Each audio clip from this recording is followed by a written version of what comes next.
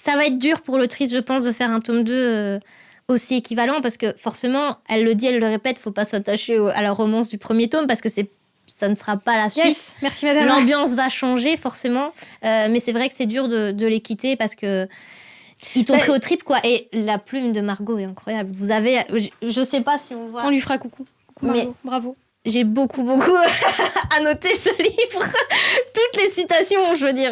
J'avais pas vu que t'avais mis des post-it. Je vais tellement te juger. Ne me juge pas.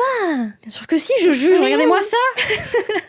J'ai jugé Anne Charles, je juge, il n'y a pas de raison. J'ai mis des post-it à chaque page. La plume est incroyable. Oui, parce que j'ai eu la chance de la rencontrer à la Foire du Livre de Bruxelles cette année. C'est rare que je lise un livre aussi vite, mais j'ai lu, je crois, en 2 jours. Les illustrations sont stylées. Elle a des très belles illustrations. Forcément, j'ai eu marque-page, autocollant, elles sont pas là. Forcément, j'ai pris l'avion, donc tu penses. Mais il y a déjà un marque-page avec Élion et Tauros, forcément. Okay. Et voilà, l'illustration est incroyable. On ne peut que apprécier cette histoire, quoi. Et vraiment, les éditions Plume Blanche ont fait une campagne incroyable. Non. Parce qu'elle a un nom qui fait un peu belge. Pas du tout. Il y a une double lettre. Il y a un double O. C'est pas parce qu'il y a 2 O que c'est belge. L-O-O-T-E-N. Je suis désolée, moi ça sonne belge pour moi. Non, c'est français. Elle est française. Donc voilà, mais vraiment, elle a un talent incroyable. Et pour un premier livre sorti, c'est une masterclass et j'ai tellement hâte de voir la suite.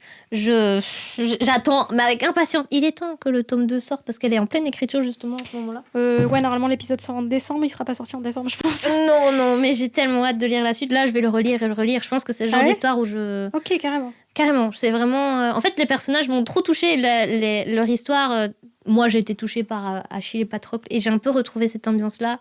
Pareil, j'ai vraiment retrouvé l'ambiance... on ne parle pas, c'est pas tout beau, c'est pas tout blanc, tout gris. J'adore quand ça finit tout noir, c'est vraiment gris. Tout est gris, en fait. Et c'est ça que j'adore, c'est qu'on a vraiment des personnages, au contraire une bonne fenêtre sur les ténèbres. De Machine et Bobito, là.